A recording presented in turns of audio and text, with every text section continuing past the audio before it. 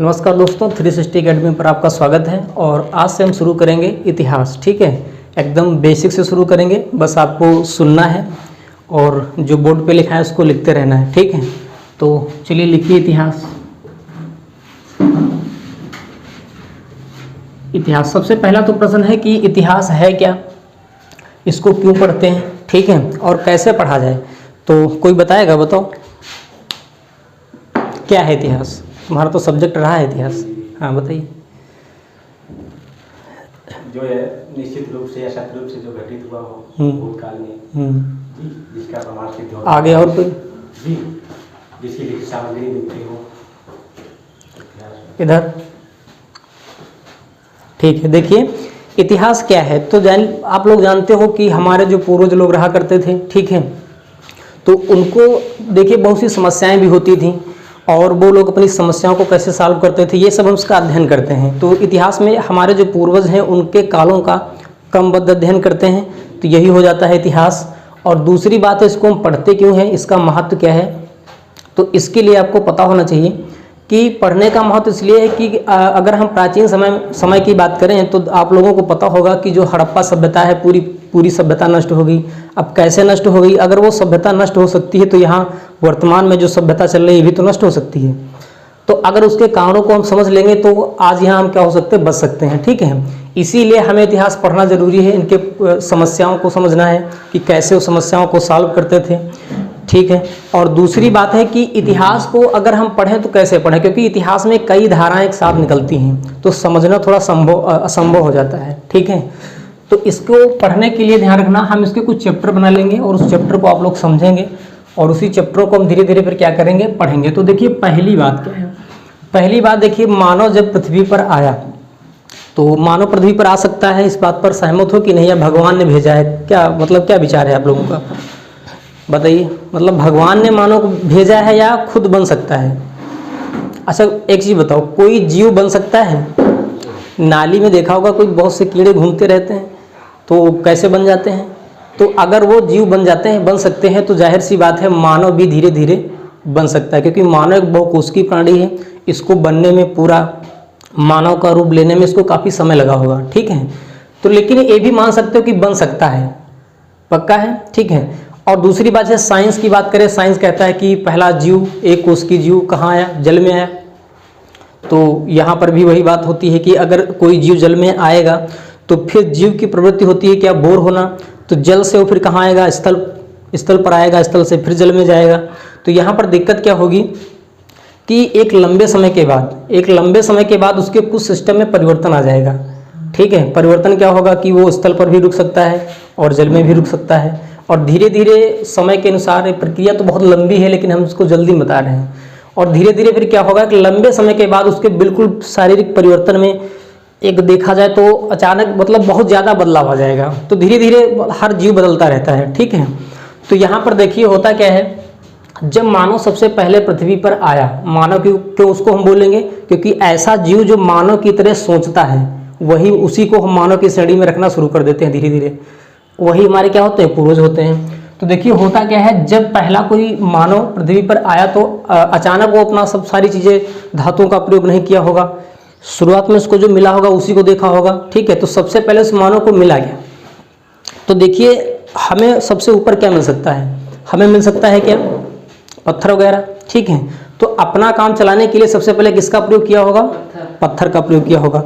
तो एक लंबे समय तक इस पत्थर के प्रयोग की प्रक्रिया चलती है। तो एक चैप्टर हम बनाएंगे क्या, पाषाण काल। पाषाण मतलब पत्थर। ठीक है, पाषाण काल। अब देखिए मानव जहाँ तक पत्थर का प्रयोग किया वहाँ तक हम बात करेंगे और एक चैप्टर बनाएंगे क्या, पाषाण काल। इसके बाद ध्यान रखना क्या, अब इस मानव को एक धातु मिल जाती है। तो सबसे पहले जो मानव ने जिस धातु का प्रयोग किया वो कौन सी धातु है, तांबा। तो दूसरा चैप्टर हमारा रहेगा, बहुत छोटा चैप्टर है, इसको पढ़े या ना पढ़े कोई मतलब नहीं, क्वेश्चन भी यहाँ से नहीं आते हैं। तो दूसरा हमारा रहेगा ताम्र पाषाण काल। ठीक है, ताम्र। यहाँ पर देखिए मानव को एक धातु मिल गई और अपनी प्रक्रिया व्यवस्थाओं को चलाने के लिए तांबे का प्रयोग किया। और जब वो कुछ अच्छी चीज़ पाता है तो कुछ अपना और विकास करेगा। तो यहाँ पर कुछ अच्छा विकास हुआ इसकी तुलना में। ठीक है, इसकी तुलना में क्या होता है, एक अच्छा विकास होता है। और तीसरी बात देखिए क्या होता है, एक और धातु मिलती है, उसको हम बोलते हैं टिन। क्या बोलेंगे, इसी का और विकास होगा आगे। तो तांबे के साथ में एक और धातु मिलती है, इसको हम क्या बोलते हैं, टिन। तो फिर मानव ने क्या किया, तांबे में टिन मिलाया तो क्या बन गया, क्या बनेगा, कांसा बनेगा। ठीक है, तो यहाँ पर हम इसको बोल सकते हैं कांस्य युग। इसके कई नाम हैं, पता होगा। कांस्य युग को हड़प्पा सभ्यता भी कहते हैं, सिंधु सभ्यता भी कहते हैं। ठीक है, सिंधु घाटी की सभ्यता कहते हैं। तो बहुत से इसके नाम है। तो क्यों है इतने नाम, तो इसकी हम बात करेंगे आगे। तो यहाँ पर जब पहुँचेंगे तो देखिए कांस्य युग में क्या होता है कि यहाँ पर मानव कांसे का प्रयोग करता है और उसकी अर्थव्यवस्था, सामाजिक व्यवस्था, धार्मिक व्यवस्था काफ़ी विकसित हो जाती है। और यहाँ पर मानव काफ़ी चरम पर विकसित हो जाता है। ठीक है, क्योंकि इसको आपने सुना होगा, इसको शहरी सभ्यता भी कहते हैं। भारत की पहली क्या है, शहरी सभ्यता है। ठीक है, तो यहाँ पर मानव ने बहुत अच्छा प्रयोग किया अपना सभ्यता के बारे में। अगर देखा जाए बहुत अच्छा विकास भी हुआ। तो अगर होता क्या है, जब मानव एक निश्चित अवस्था में विकास कर लेता है तो फिर वो एक आलसी हो जाता है। और आलसी होने का मतलब फिर उसका विनाश होना तो निश्चित है। दूसरी बात ध्यान रखना, मध्य एशिया से आने वाली एक जाति जिसको आप लोग आर्य कहते हो, ठीक है, बर्बर जाति हुआ करती थी। तो वो लोग क्या आए, इन्हीं क्षेत्रों में उन्होंने आए और उनको नॉलेज ज़्यादा नहीं था कृषि के बारे में। वो केवल क्या करते थे, पशुओं को चराते थे। तो इनके क्षेत्र में उन्होंने जब आना प्रारंभ किया, ठीक है, हाँ, तो आए तो इन लोगों को क्या किया, इन लोगों पर हमला किया और उनको कुछ को तो मार दिया और जो पैर पकड़ लिए उनको छोड़ दिया। उनकी अपनी संस्कृति, ठीक है, इन पर खुद थोप दिया। इनका मतलब वर्चस्व क्या हुआ, खत्म हो गया। ठीक, तो यहाँ पर आते हैं आर्य। और आर्यों की जानकारी जो है मिलती है वो किससे मिलती है, वेदों से मिलती है। इसीलिए हम इसको चैप्टर को बनाते हैं वैदिक काल। ठीक है, और यहाँ पर ध्यान रखना लोहे का प्रयोग होता है। तो यहाँ से लोहे का प्रयोग ध्यान रखना, आर्यों के द्वारा लोहा खोजा गया था, इसको भी थोड़ा ध्यान रखना। तो हम यहाँ अगला चैप्टर बनाते हैं वैदिक काल। ठीक है, क्या बनाएंगे, वैदिक काल। ठीक है, यहाँ पर लोहे का प्रयोग शुरू हो जाता है। ठीक है, और वैदिक काल क्यों लिखते हैं, क्योंकि हमें जानकारी इसकी किससे मिलती है, वेदों से मिलती है। 4 वेद हैं, सभी को पता होगा, नहीं पता है तो आगे पता हो जाएगा। अगला चैप्टर देखिए, वैदिक काल के भी 2 भाग हैं। इसको हम पढ़ेंगे पूर्व वैदिक काल, या इसको हम पढ़ते हैं ऋग्वैदिक काल, और इसी में पढ़ते हैं उत्तर वैदिक काल। देखिए, जब ये सिंधु क्षेत्र में हुआ करते थे तो उस काल को हम बोलते हैं, पहला है वो पूर्व वैदिक काल या ऋग्वैदिक काल। और जब ये उत्तर प्रदेश में गंगा घाटी में आते हैं तो इसको हम बोलते हैं उत्तर वैदिक काल। ठीक, उत्तर वैदिक काल में क्या होता है, गंगा घाटी में आने से इनका उपजाऊ भूमि है, तो जाहिर सी बात है उपजाऊ भूमि में क्या करेंगे, उनका अनाज ज़्यादा उत्पादन होगा। क्योंकि यहाँ पर उत्तर वैदिक काल में इनका जो मुख्य पेशा हुआ करता था वो कृषि था। ठीक है, तो कृषि करेंगे तो जाहिर सी बात है, देखिए जनसंख्या सीमित है, और जनसंख्या सीमित है, अनाज बहुत ज़्यादा उत्पादन हो रहा है, तो फिर क्या करेंगे, इतना खा नहीं पाएंगे तो क्या करेंगे, व्यापार करेंगे। और व्यापार जहाँ करेंगे तो धीरे धीरे वहाँ पर एक मार्केट बनेगी, फिर वो तहसील टाइप में बनेगा, फिर वो जिला बनेगा, ठीक है, जनपद बनेगा, और फिर वही बड़ा रूप होगा तो बन जाएगा महाजनपद। तो ऐसे फिर 16 महाजनपद का आप लोगों ने उल्लेख सुना होगा इतिहास में। 16 महाजनपद हम पढ़ते हैं। तो 16 महाजनपदों में कोई देखिए नियम कानून तो है नहीं आज की तरह कि कोई देश किसी पर हमला नहीं कर सकता है। तो उस समय सब एक दूसरे पर हमला किया करते थे। तो अगर हमला करेंगे तो जाहिर सी बात है कोई किसी की विजय होगी। तो पहले ये भी पता होना चाहिए कि 16 महाजनपद कौन कौन हुआ करते थे। तो अगला चैप्टर हमारा क्या रहेगा, महाजनपद युग। ठीक है, 16 महाजनपद। ठीक है, 16 महाजनपद। ठीक है, तो हमारा 5वां चैप्टर क्या रहेगा, महाजनपद काल। अब आपको पता होना चाहिए यहाँ महाजनपद में क्या होता है। एक तो कुछ जनपद ऐसे होते हैं जो शक्तिशाली हुआ करते थे, तो उनकी अगर हम बात करें तो आपको पता है कि एक महाजनपद हुआ करता था, उसका नाम क्या है, मगध। ठीक है, तो मगध काफ़ी शक्तिशाली हुआ करता था, तो उसको हम इसी में पढ़ेंगे, मगध का उत्कर्ष। दूसरी बात यहाँ पर आपको पता है कि उत्तर वैदिक काल में बहुत सी कुरीतियाँ आ गई थीं। ठीक है, तो उनका प्रभाव यहाँ पड़ रहा था, इसीलिए इसको बदलने के लिए बहुत से धर्म बन जाते हैं, जैसे बौद्ध धर्म, जैन धर्म। ठीक है, तो उन्हीं को यहाँ पर पढ़ेंगे, बौद्धिक क्रांति। तो हमारा 5वां चैप्टर हो जाएगा। ठीक, अगला देखिए यहाँ पर क्या होता है, मगध बनने के बाद पर बड़े बड़े वंश आते गए, कुछ बहुत महान हुआ करते थे, जैसे आप लोगों ने सुना होगा मौर्य वंश। ठीक है, तो मौर्य वंश के बाद फिर क्या होता है, मौर्य की सत्ता कमजोर हो जाती है, तो उसके बाद फिर आते हैं छोटे छोटे राज्य, तो उसको हम बोलते हैं मौर्योत्तर काल। ठीक है, और इसके बाद क्या होता है, फिर एक केंद्रीय सत्ता स्थापित होती है, जिसे आप लोगों ने सुना होगा गुप्त वंश, और फिर गुप्त वंश।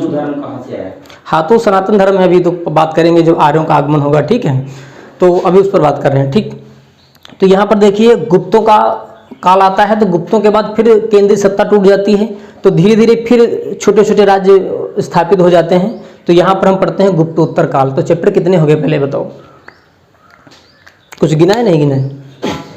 9, ठीक है। हाँ ये तो लिखा है हमने, ठीक है। देखिए यहाँ पर एक हो जाएगा मौर्य वंश, ठीक है, और इसी में होगा मौर्योत्तर काल 7वां, फिर 8वां होगा गुप्त वंश, फिर 9वां होगा गुप्तोत्तर काल, ठीक है। 9 चैप्टर हमारे रहेंगे, लिख लो, और फिर एक एक शुरू करते हैं, ठीक है।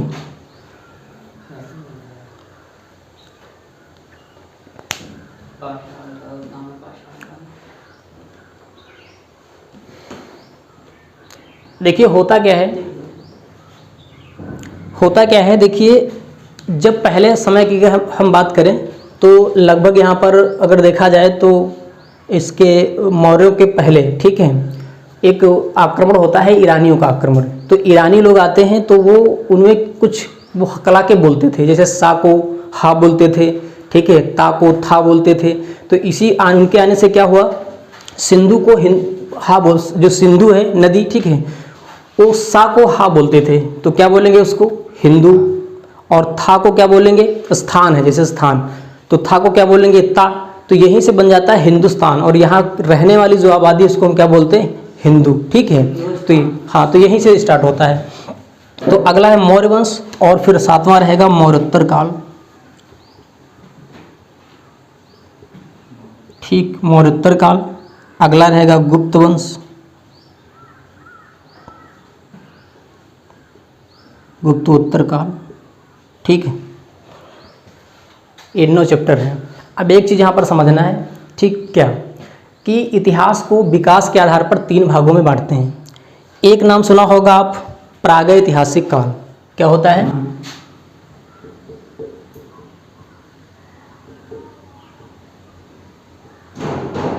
ठीक है, प्रागैतिहासिक काल। एक होता है आद्यैतिहासिक काल,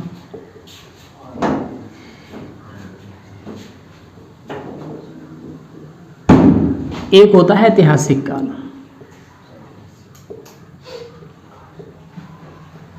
ठीक है, ऐतिहासिक काल। देखिए होता क्या है, यहाँ पर हम उसको विकास के आधार पर बांटते हैं, ठीक, तीनों को।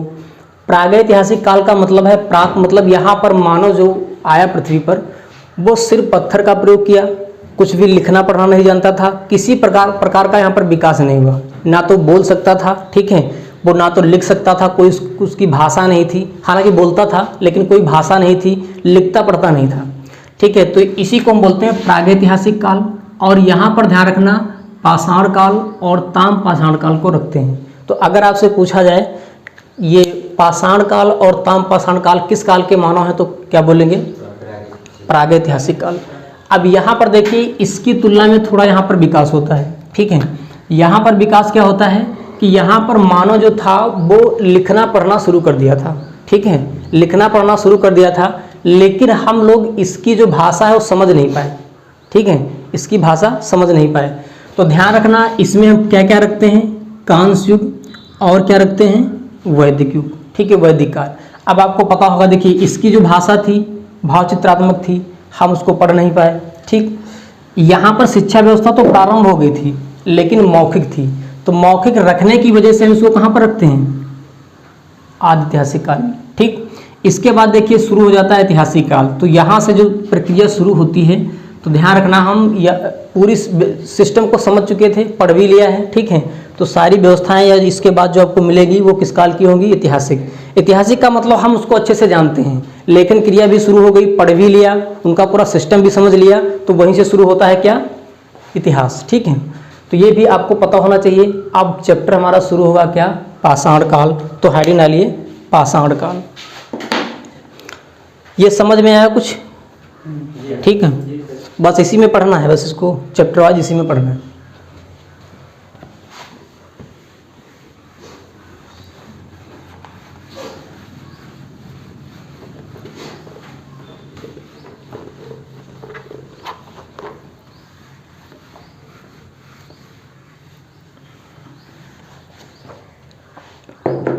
पाषाण काल, ठीक है। देखिए इसको मानव ने यहाँ पर क्या किया, पत्थर का प्रयोग किया। किसका प्रयोग किया, पत्थर का प्रयोग किया। एक छोटी सी स्टोरी सुनते हैं। देखिए होता क्या है, पहला मानव की अगर हम बात करें, पहला मानव, तो वो हमारा जो पुराना पूर्वज हुआ करता था वो कौन था? वो हमारा पूर्वज था रामापिथेकस। क्या नाम था उसका? रामापिथेकस। और रामापिथेकस के जो साक्ष्य मिले हुए हैं वो कहाँ से मिले हुए हैं? वो अफ्रीका महाद्वीप से मिले हुए हैं। तो इसका मतलब हम कह सकते हैं कि जो शुरुआत होती है वो कहाँ से होती है? अफ्रीका महाद्वीप में पाया जाने वाला मानव, ठीक है, वो स्थान की अगर हम बात करें तो ध्यान रखना, अफ्रीका का उष्णकटिबंधीय क्षेत्र हुआ करता था, उसको हम बोलते हैं आल्दोबाई गार्ज। तो एक पॉइंट लिखिए कि विश्व में मानव का पहला प्रत्यक्ष साक्ष्य, विश्व में मानव का पहला प्रत्यक्ष साक्ष्य अफ्रीका महाद्वीप के आल्दोबाई गार्ज, अफ्रीका महाद्वीप के आल्दोबाई गार्ज में मिला है। कहाँ मिला है? आल्दोबाई गार्ज। अच्छा, भारत के संदर्भ में इसकी बात करें तो एक सुना होगा होमो इरेक्टस, ठीक है, ये सब देखते हैं अभी क्या है होमो इरेक्टस। इसका प्रमाण भारत में मिला हुआ प्रत्यक्ष रूप से, ठीक है, नर्मदा घाटी के हथनौरा में। तो एक पॉइंट और लिख लीजिए। देखिए भारत में प्रत्यक्ष मानव के साक्ष्य, प्रत्यक्ष मतलब उसकी हड्डी गुड्डी अवशेष जीवाश्म, ठीक है, भारत में प्रत्यक्ष मानव के साक्ष्य नर्मदा घाटी के हथनौरा, नर्मदा घाटी के हथनौरा नामक स्थान पर मिले हुए हैं। नर्मदा घाटी के हथनौरा नामक स्थान पर मिले हुए हैं, ठीक। अब देखिए एक विद्वान है, उनका नाम सुना होगा सर जॉन लुबक, ठीक है,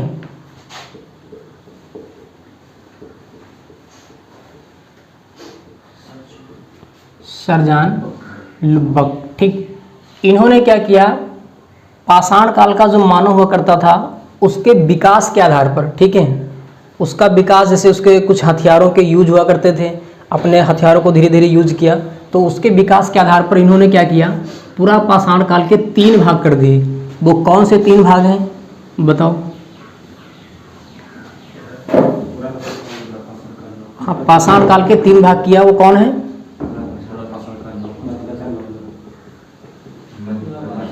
ठीक है, इसके बाद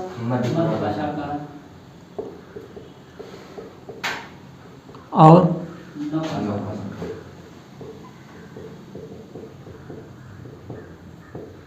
नवपाषाण काल, ठीक है। ये बांटने का काम किसने किया है? सर जॉन लुबक ने, ठीक। इसके बाद देखिए एक और विद्वान आते हैं, उनका भी नाम पता होना चाहिए।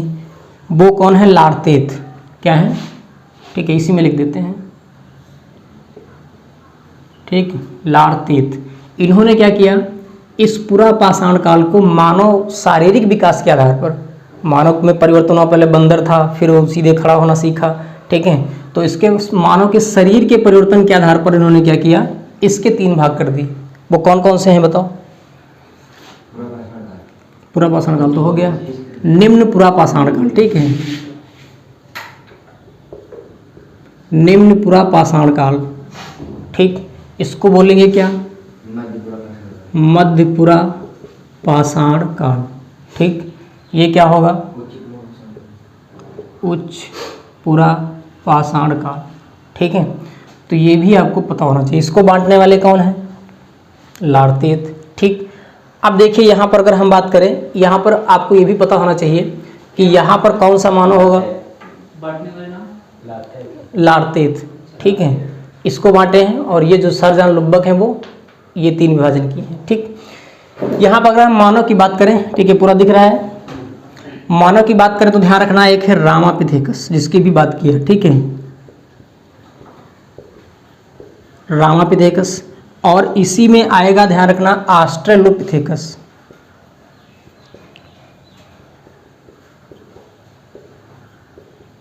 ऑस्ट्रेलोपिथेकस।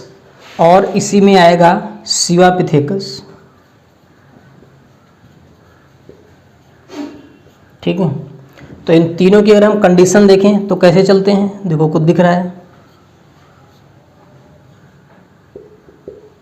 क्या दिख रहा है, चारों पैरों से चल रहे हैं, ठीक है, ठीक। आगे देखिए,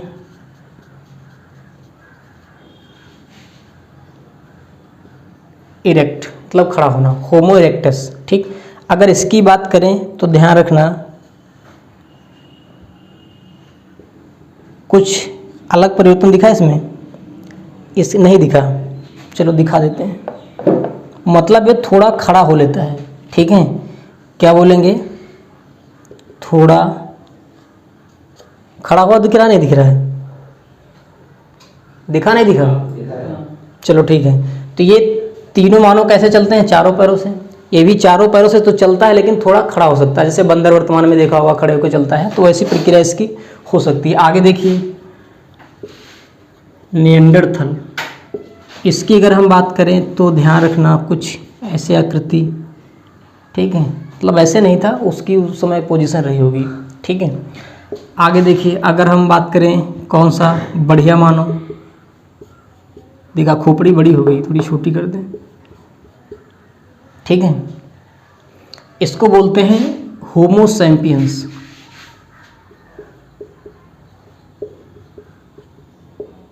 क्या बोलेंगे, होमो सैपियंस। इसी का दूसरा नाम है बुद्धिमान या ज्ञानी मानव। ज्ञानी मानव इसी को बोलते हैं। चलो, हमने आपको बताया कि पहला मानव के साक्ष्य अगर देखा जाए तो कहाँ मिले हैं, अफ्रीका। बोलते रहो, ठीक है, बिल्कुल तो सरल भाषा चला रहे हैं, इसमें कुछ कठिन तो लग नहीं रहा होगा। ठीक है, तो सबसे पहला मानव कहाँ से आया, अफ्रीका से मिलने वाला, उसको हम क्या बोलते हैं, रामापिथेकस। ठीक है, और फिर इसी का विस्तार होता है, घने जंगलों में रहता था, उस कटबंधी क्षेत्र में। ठीक है, अब यहाँ से ध्यान रखना, मानव की प्रवृत्ति होती है बोर होना। ठीक है, मानव की प्रवृत्ति क्या होती है, बोर होना। अगर वो बोर होगा तो ध्यान रखना वो क्या करेगा, बाहर निकलेगा, मैदानी भागों में आएगा। तो इसीलिए ध्यान रखना रामापिथेकस का एक ग्रुप बाहर निकला मैदानी क्षेत्रों में और एक ग्रुप वहीं रह गया। जो भी रहे हों उनको जाने की जरूरत नहीं है। ठीक है, तो जो वहीं रहे वो रामापिथेकस ही कहलाए। लेकिन यहाँ से निकलने वाला ग्रुप वो उसकी पर्यावरण के अनुसार, जलवायु के अनुसार उसका सिस्टम बदल जाएगा। तो उसके सिस्टम बदलने से उसका कुछ शारीरिक बनावट बदलेगी, तो उसका अलग से हम नाम देंगे, तो वही बनेगा कि क्या, ऑस्ट्रेलोपिथेकस। फिर इसी ऑस्ट्रेलोपिथेकस से बन जाएगा क्या, शिवापिथेकस। तो ये मानव में एक बदलाव होगा। ठीक है, तो यहाँ पर आपसे एक भी क्वेश्चन पूछा जा सकता है, ध्यान रखना कि रामापिथेकस, ऑस्ट्रेलोपिथेकस, शिवापिथेकस, होमो सैपियंस या निएंडरथल या इधर हम होमो सैपियंस, इधर होमो इरेक्टस। ठीक है, तो ये किस काल के मानव है, तो थोड़ा इसको ध्यान रखना। अगर हम मध्य पुरापाषाण काल की बात करें तो कौन सा मानव आएगा इसमें, निएंडरथल। अगर उच्च पुरापाषाण काल की बात करें होमो इरेक्टस, निम्न पुरापाषाण काल की बात करें रामापिथेकस, ऑस्ट्रेलोपिथेकस, शिवापिथेकस, होमो इरेक्टस। ठीक है, ये कुछ मानव है जो ध्यान रखना, इनके समय, इनका जो काल है वहाँ पर थोड़ा पता होना चाहिए। यहाँ से क्वेश्चन एक बन सकता है, फिर आगे इनमें परिवर्तन क्या हो गया हम देखेंगे। ठीक है, तो इसकी समस्या क्या है, देखो ये इसकी केवल सिर से समस्या है। इसका सिर जो है अभी मानव धीरे धीरे विकास करेगा, कैसे विकास करेगा देखिए, जब मैदानी भागों में आया तो भी कुछ समय तक वही स्थिति रहेगी। अच्छा, अगर समय की बात करें तो समय भी थोड़ा आपको ध्यान रखना है, ये लगभग में चलता है। ठीक है, क्योंकि कार्बन डेटिंग निकालते हैं तो सिस्टम थोड़ा बदल जाता है, तो ये लगभग में चलेगा। तो इसकी अगर हम बात करें, ये वाला यही आपको देखना है, बाकी ये सब लगभग में। ठीक, तो इसकी बात करें तो लगभग 5 लाख BC से हो गया ना, और ये होगा लगभग 8000 BC। ठीक है, 8000 BC। ठीक हो गया, 8000 ठीक है BC। इसकी अगर हम बात करें तो 8000 BC से लगभग हो जाएगा 4000 BC। ठीक, इसकी बात करें तो 4000 BC से ध्यान रखना 1000 BC। ठीक है, BC से थोड़ा ध्यान रखना इसको। ठीक है, तो इसकी बात करें तो 5 लाख ईस्वी पूर्व बोलते हैं इसको। ठीक है, 5 लाख से 8000, 8000 से 4000 और 4000 से 1000। बस कुछ नहीं, ये पूछेगा नहीं, बस इतना पूछ सकता है कि इनमें तीनों में सबसे ज़्यादा समय किसका है, तो किसका है, पुरापाषाण काल का। ये बहुत कम समय है क्योंकि ये दोनों का संक्रमण जोन है। ठीक है, बहुत कम समय इसका है, बाकी इसका भी समय ठीक ठाक है, इसको ध्यान रखना। ठीक, अब थोड़ी कहानी सुनिए। रामापिथेकस जब क्या होता है, मैदानी भागों में आता है, तो फिर इसके आने से क्या होगा, देखिए इसके सिस्टम में परिवर्तन हो जाएगा। तो जब इसका परिवर्तन होता है, ध्यान रखना, तो क्या बनेगा, ऑस्ट्रेलोपिथेकस, और धीरे धीरे प्रक्रिया कहाँ पहुँच जाएगी, निएंडरथल। क्योंकि मैदानी इलाकों में होता क्या है, मैदानी इलाकों में क्या मिलेगा आपको, छोटी छोटी घासें मिलेंगी। तो छोटी छोटी घासों को तो खा नहीं सकता है, उसको चाहिए फल, तो फलों को तोड़ने के लिए प्रयास करेगा ऊपर कि हम फलों को तोड़ें, या चढ़ने का प्रयास करेगा। तो इसीलिए ध्यान रखना क्या होगा, जब बार बार प्रयास करेगा, 4 पैरों से चल रहा है, बार बार प्रयास करेगा तो फल को तोड़ेगा, तो ध्यान रखना क्या होगा, शरीर का पूरा बैलेंस पिछले वाले पैरों पर जाएगा और अगले वाले जो पैर हैं उसका काम करेगा तोड़ने के लिए। तो ये फिर आगे के जो पैर हैं क्या बन जाएंगे, हाथ बन जाएंगे। ठीक है, तो यहाँ पर धीरे धीरे परिवर्तन होने लगा। फिर आगे इतना परिवर्तन हो गया कि इसकी पूरी जीन बदल गई। तो यहाँ पर देखो क्या बन गया, पूरा मानव, वास्तविक मानव यहीं से बन जाता है। ठीक है, तो वास्तविक हमारा पूर्वज कौन है, ये होमो सैपियंस या ज्ञानी मानव। फिर यहीं से क्या होता है, अगर हम इसको विस्तार की बात करें तो विस्तार तो यहीं से हो जाता है। लेकिन यहाँ पर खास बात क्या है कि वाणी केंद्र विकसित हो गई थी। ठीक है, मतलब बोलने लगता है, एक दूसरे से बात करने लगता है। और यहाँ की अगर हम बात करें तो विश्व में आग का प्रयोग शुरू हो गया था। विश्व में, भारत में नहीं, कहाँ देखेंगे, विश्व में। विश्व में आग का प्रयोग, ठीक है, विश्व में आग का प्रयोग, भारत में नहीं, इसको ध्यान रखना। फिर अब यही मानव जब आगे बढ़ेगा तो ध्यान रखना, अब इसका कुछ सिस्टम और बदल जाएगा अपने शिकार के लिए। अभी यहाँ पर पेशा देखें तो शिकार ही है। ठीक है, खाना बदोश, भोजन के लिए मतलब झुंड में घूमना। और इसके बाद यहाँ पर होगा कि छोटे छोटे, हालांकि यहाँ पर पत्थरों का प्रयोग करता है, अनियमित पत्थर हैं कुछ, लेकिन यहाँ पर कुछ अच्छे हथियारों का प्रयोग करता है। जो अच्छे हथियार, जैसे हम बात करें धनुष है, ठीक है, या इसके अलावा भाला वगैरह हम पत्थरों के रगड़ कर उनको बनाते थे। ठीक है, तो कुछ बड़े बड़े हथियारों का यहाँ पर हम प्रयोग करना शुरू कर देते हैं, किसमें, मध्य पुरा पाषाण काल में, जैसे धनुष। ठीक है, धनुष ही चलेगा और क्या चलेगा। ठीक है, यहाँ पर कुछ पशुओं को पालना शुरू कर देते हैं, जैसे कि अगर शुरुआत में पशुपालन का अगर देखा जाए, पहला साक्ष्य, ठीक है, क्योंकि मानव ने सबसे पहले किस पशु को पालतू बनाया, कुत्ता। ठीक है, तो यहाँ पर पशुपालन के भी साक्ष्य मिलते हैं, इसको भी लिखा देंगे। ठीक है, धनुष का प्रयोग, यानी हम ऐसे लिख सकते हैं अस्त्र शस्त्र का प्रयोग। ठीक है, एक पॉइंट ऐसे लिख लो, अस्त्र शस्त्र का प्रयोग।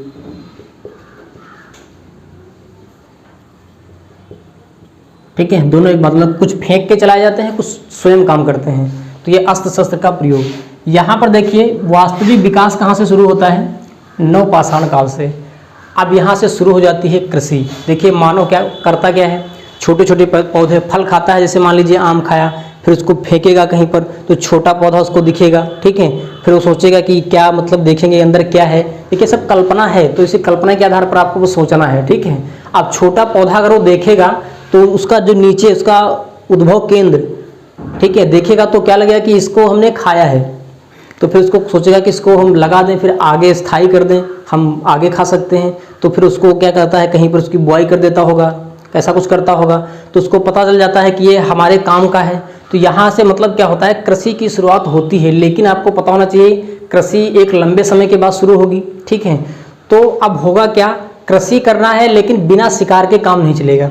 शिकार यहाँ तक भी है, शिकार पूरे पाषाण काल में शिकार ही है। ठीक है, लेकिन बिना शिकार के काम नहीं चलेगा। तो फिर क्या होगा यहाँ पर, लेकिन मेल फीमेल तो है ही हैं। ठीक है, तो यहाँ पर क्या होता है, मेल फीमेल से कहता है कि आप हमारी कृषि को देखो, और हम जाते हैं शिकार करने के लिए, शिकार करके लाएंगे तो आपको भी खिलाएंगे और आपके बच्चों को खिलाएंगे।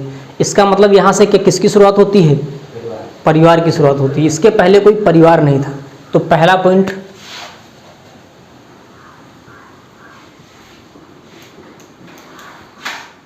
ठीक है, परिवार का प्रारंभ। दूसरी बात यहाँ पर कृषि होती है। ठीक है, क्योंकि फीमेल ही क्या करेगा, उसको कृषि को देखेगा, और मेल क्या करेगा, उसको शिकार करके लाएगा। ठीक है, तो यहाँ दूसरी बात क्या होगी, कृषि का प्रारंभ।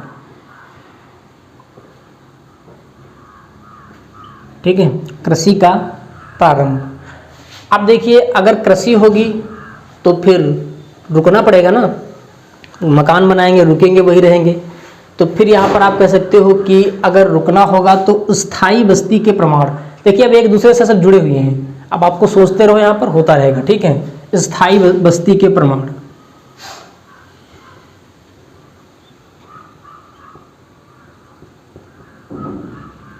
जैसे ब्रैकेट में लिखना चाहो तो मेहरगढ़, ठीक है, पाकिस्तान। ये पहला साक्ष्य है। अगर भारत की बात करें, पाकिस्तान में मिलेगा स्थायी बस्ती के प्रमाण। अब देखिए अनाज भी उत्पादन ठीक ठाक होगा तो उसको क्या करेगा, स्टोर करेगा, ठीक है। स्टोर करेगा तो उसके लिए कुछ ना कुछ बर्तन तो बनाएगा। तो शुरुआत में बनाता है मिट्टी के बर्तन। क्या बनाता है, मिट्टी के बर्तन। लेकिन आपको पता है कि जब उस मिट्टी के बर्तनों में क्या करता है, रखता है, ठीक है, अपना अनाज, तो अनाज रखने से फिर होता क्या, पानी भी गिरेगा, ये भी तो आपको पता है। पानी गिरेगा तो फिर क्या होगा, वो पूरा मिट्टी का जो बना कच्चा बर्तन बह जाएगा, फिर अनाज क्या होगा, खराब हो जाएगा। तो फिर दिमाग लगाएगा। अब दिमाग कैसे लगाएगा, दिमाग लगाने में थोड़ा समय लगेगा, ठीक है। हालांकि कच्ची मिट्टी के बर्तनों का प्रयोग शुरू हो गया। अब होता क्या है, पहले तो ये बताओ कि हम आग कैसे पता करेंगे कि आग का प्रयोग हुआ, सब कल्पना है, ठीक है। कैसे पता करेंगे, तो मान लेते हैं कि मान लो कि जंगल में कभी आग लग सकती है, लगती नहीं लगती है, लगती है भी। ऑस्ट्रेलिया में सुना होगा कई महीनों तक चली थी, ठीक है। तो जंगलों में आग लग सकती है किसी कारणवश। जैसे हम एक पेड़ की बात करें, ढाक का पेड़ सुना होगा, ढाक जानते हो, हाँ, सामान्य भाषा में उसको क्या कहते हैं, और नाम बताओ, ढाक नहीं, बांस नहीं,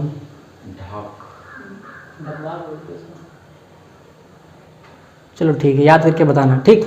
तो ढाक, इसी को बोलते हैं जंगल की आग, इसी को क्या बोलते हैं, जंगल की आग।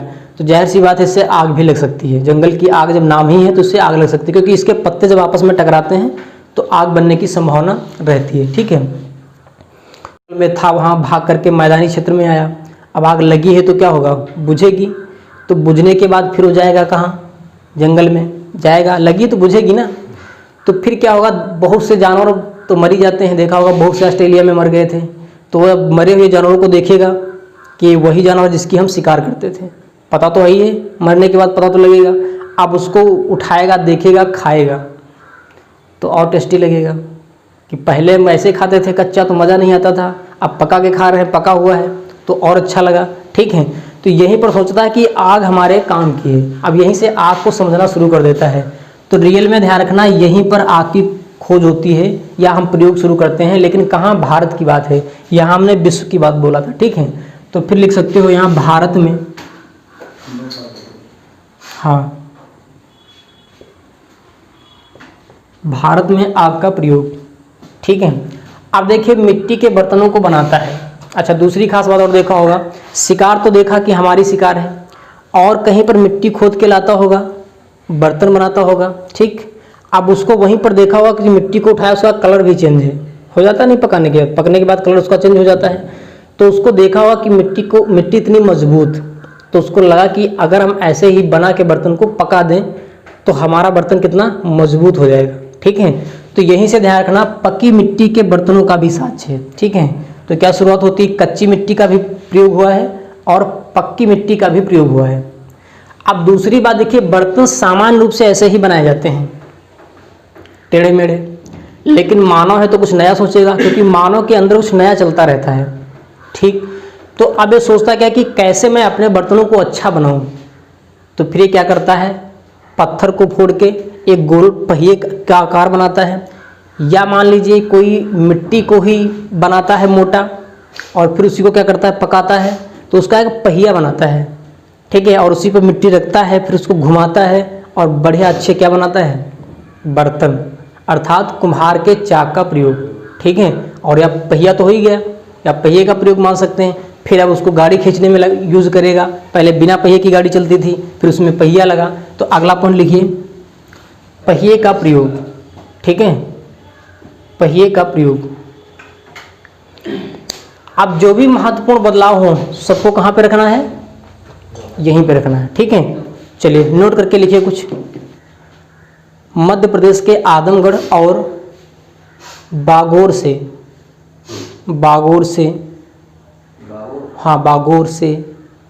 मध्य पाषाण काल के, ठीक है, कौन सा देखो ये बीच वाला, मध्य पाषाण काल के प्रारंभिक पशुपालन के साक्ष्य मिले हैं।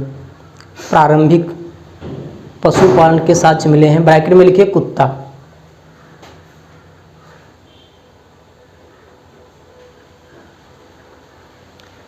आगे लिखिए, उत्तर प्रदेश के महदा उत्तर प्रदेश के महदा,